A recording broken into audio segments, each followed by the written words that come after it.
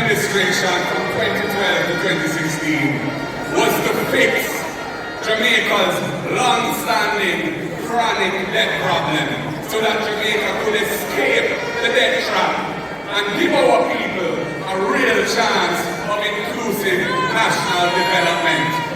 Under Sister P and under Dr. Peter Phillips, we transform the systems of managing our public finances in this country.